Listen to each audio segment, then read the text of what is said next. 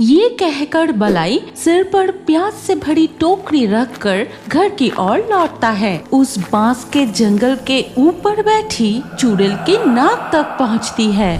उदयपुर गांव में एक किसान की 2 पत्नियां थी। छोटी पत्नी जितनी सुंदर थी उतनी ही घमंडी भी। वो रात दिन सिर्फ सजने संवरने में व्यस्त रहती थी।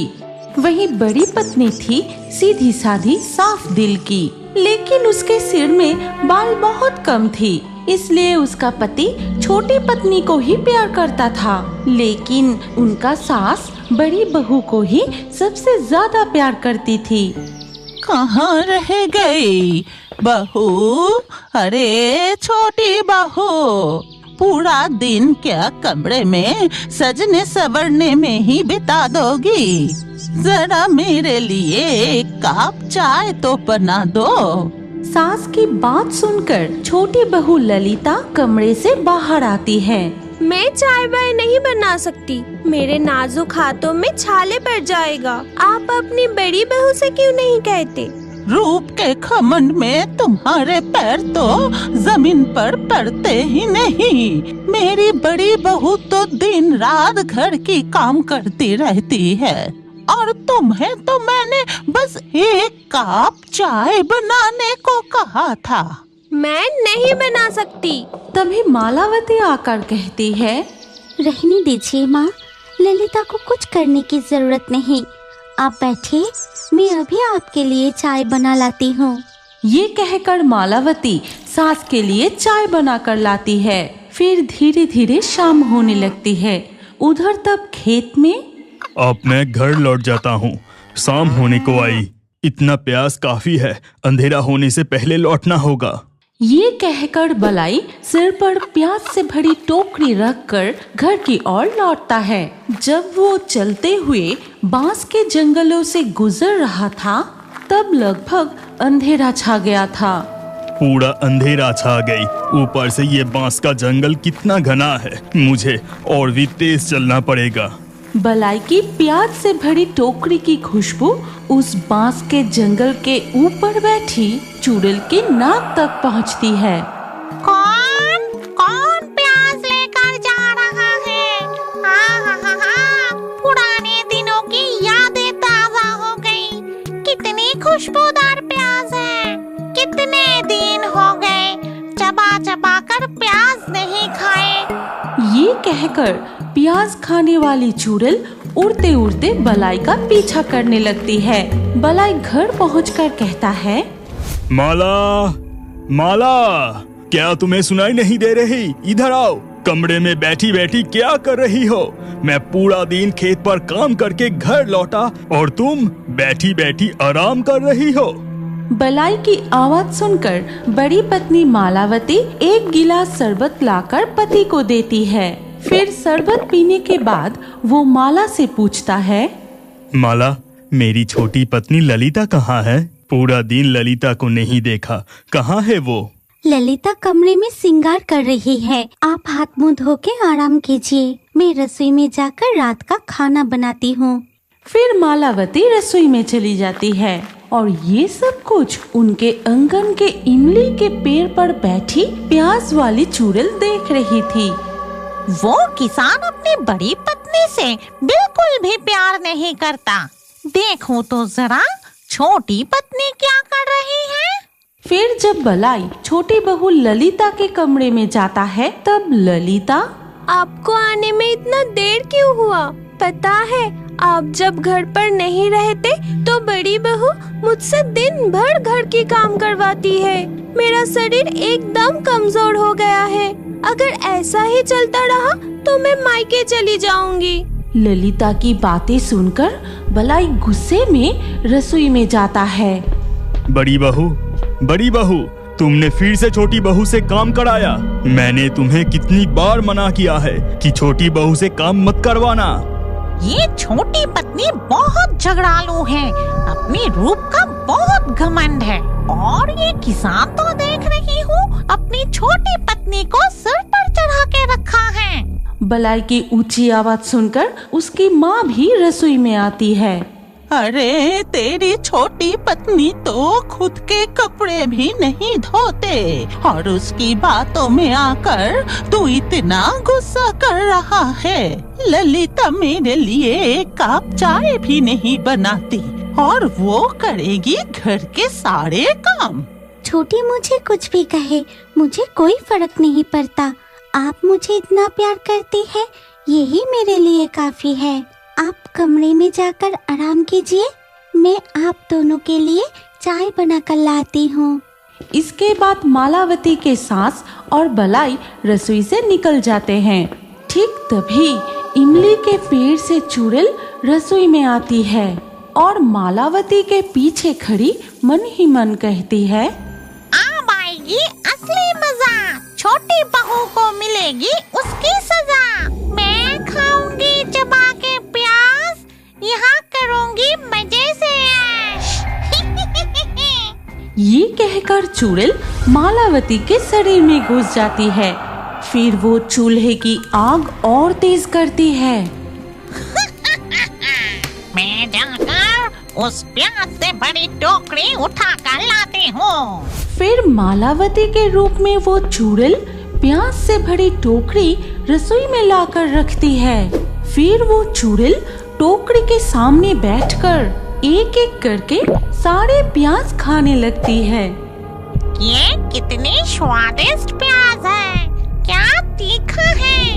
इतनी बरसों बाद ऐसी तीखी प्याज खाकर मेरा मन भर गया। तभी बलाई कमरे से चिल्ला के कहता है, माला, चाय बना कि नहीं? मैं कब से इंतजार कर रहा हूँ और तुम कहाँ रह गई? पति को दिखाने का यही मौका है। मैं अभी रसोई में जाके चाय बनाकर पति और सास को देती हूँ। ललिता अपनी सास और पति के पास जाकर कहती है, देखा ना, बड़ी बहू एक नंबर की आलसी है। अब थोड़ा सब्र कीजिए, मैं अभी आपके लिए स्पेशल चाय बनाती हूँ। ये कहकर ललिता रसोई में चली जाती है। तब तक बड़ी बहू चूल्हे में तेज आग जलाकर खाना पका रही थी। तभी छोटी बहू गैस की चूल्हे पर चाय बनाने लगी। बड़ी बहू, तुम खाना पका रही हो या यज्ञ कर रही हो? ऐसे चूल्हे पर खाना पकाती तो मैं कब का तुम्हारी तरह काली टकली चुड़ैल जैसा बन जाती। छोटी बहू की बात सुनकर बड़ी बहू के रूप में चुड़ैल बहुत गुस्सा हो जाती है। तेरी बहुत घमंड है ना? अभी तुझे मजा चखाती हूँ। ये कहकर चुड़ैल मन ही मन मंत्र पढ़कर एक अदृश्य प्याज ले जाके उबलते हुए चाय में डाल देती है। लेकिन छोटी बहू को पता ही नहीं चलता। वो चाय लेकर सास और पति को देती है और जैसे ही वो दोनों चाय पिया, ये तुमने क्या बनाई है? चाय में प्याज की स्वाद क्यों है? हे भगवान, तुमने चाय में अदरक की जगह प्याज डाल दिया क्या? कितनी घटिया चाय है। थू थू। नहीं, मैं तो आपके लिए स्पेशल चाय बनाई थी। प्याज की दुर्गंध कहाँ से आ गई? और उधर बड़ी बहू के रूप में प्याज खाने वाली चुड़ैल प्याज से तरह तरह के स्वादिष्ट खाना बनाकर अपने पति और सास को परोसने लगती है। माँ, छोटी, ए जी, सुनती हो? आप सबका खाना तैयार है, खाना शुरू कीजिए। इसके बाद सभी खाना शुरू करते हैं। फिर प्याज से बनी तरह तरह के स्वादिष्ट खाना खाकर, बड़ी बहू, वाह, क्या खाना बनाई हो। ऐसे स्वादिष्ट प्याज से बने खाना पहले मैंने कभी नहीं खाया। अच्छा लगा सुनकर कि तू बड़ी पत्नी की भी तारीफ करता है। बड़ी बहू की तारीफ सुनकर छोटी बहू को बहुत जलन होती है। फिर खाना खाके सब अपने अपने कमरे में चले जाते हैं। लेकिन बड़ी बहू रसोई में जाती है। मुझे अभी भी प्याज खाने की मन हो रहा है, जाके कुछ प्याज खाती हूँ। ये कहकर मालावती के रूप में चुड़ैल फिर से प्याज खाने लगती है। फिर कुछ प्याज वो पीसकर एक कटोरी में रख के उस पर जादू करती है। अब बड़ी बहू के सर पर इस जादुई प्याज का रस लगा देती हूँ, जिससे उसके सिर पर घने लंबे बाल उग जाएंगे। ठीक तभी छोटी बहू ललिता रसोई में आती है। अरे बड़ी बहू, सिर पर क्या लगा रही हो? मेरे सिर के बाल कम है, इसीलिए प्याज का रस लगा रही हूँ। प्याज के बहुत गुण होते हैं, पता है? इसे चेहरे पर लगाने से चेहरा दूध जैसी निखर जाती है। नाटक बंद करो। चाहे जितना भी कोशिश कर लो, तुम मेरे जैसा खूबसूरत कभी नहीं बन सकती। फिर ललिता रसोई से निकल जाती है।